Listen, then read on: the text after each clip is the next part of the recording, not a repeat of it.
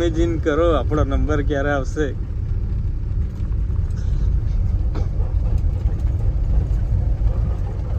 હજુ પેલી બાજુ બી આટલું જ લાંબુ પાર્કિંગ છે. આ તો એક સાઈડનું થયું, પેલી બાજુનું બી આવું જ છે. મિત્રો હું ફાઇનલી પિકઅપમાં લાકડા ભરીને જેકે પેપર કંપનીમાં આવી ગયો છું.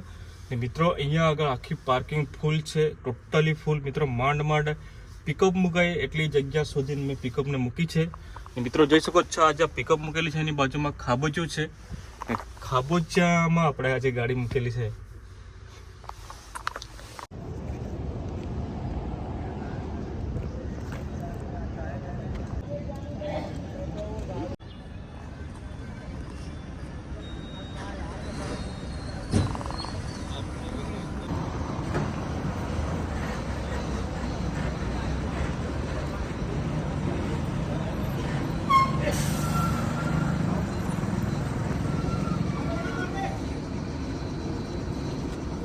મિત્રો ફાઇનલી ઓફિસમાં એન્ટ્રી થઈ ગઈ છે અને મિત્રો જેકે પેપર કંપનીની અંદર એન્ટ્રી કરવાની બાકી છે.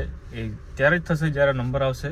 મિત્રો અત્યારે હું પાર્કિંગમાં ઊભો છું ને મિત્રો જ્યારે હું કંપનીની અંદર જઈશ ત્યારે પાછો વ્લોગને કન્ટિન્યુ કરીશ.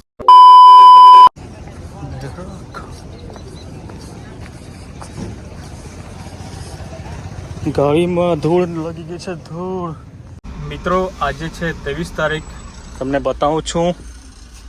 આ જોઈ શકો છો મિત્રો, આજે છે 23 તારીખ અને 15:53 3:53 થઈ છે. મિત્રો આજે આપણે જઈ રહ્યા છીએ કંપનીની અંદર. મિત્રો આપણી જે ગાડી છે એ ગાડીમાં 21 તારીખે લાકડા ભર્યા હતા ને ગઈકાલે 22 તારીખે આપણે સવારે 8 વાગે એન્ટ્રી કરી હતી.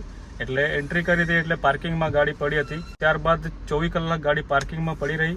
મિત્રો આજે ગાડી અંદર લઈ જવાનો નંબર આવેલો છે ને મિત્રો હજુ બી ગાડીમાં લાકડા ભરેલા છે. એ ખાલી કરવાનો નંબર અંદર જશું, જ્યારે આપણે મશીનમાં જશું ત્યારે ખાલી કરવાનો નંબર લાગશે. તો મિત્રો તમે જોયા રાખજો વિડીયો, ગાડી ખાલી કરતા કેટલી વાર લાગે છે તે.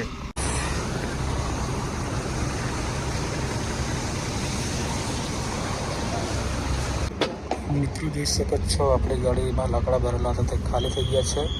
મિત્રો લગભગ 6:30 વાગ્યા છે અત્યારે. મિત્રો આપણી પિકઅપમાં જે લાકડા ભરેલા હતા તે ખાલી કરીને અત્યારે જઈ રહ્યો છું ઘરે. મિત્રો આપણને ગાડી ખાલી કરતા 3 દિવસ લાગ્યા. તો મિત્રો અમુક વાર એવું થાય છે કંપનીમાં ગાડી ખાલી કરતા વાર લાગે છે.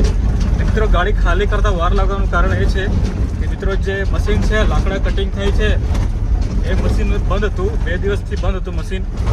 એટલા માટે મિત્રો લાકડા ખાલી કરતા વાર લાગ્યા.